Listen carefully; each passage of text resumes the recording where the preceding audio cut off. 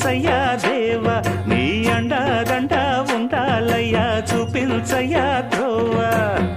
పిండి వంటలారగించి తొండమెత్తి దీవిల్చయ్యా తండ్రి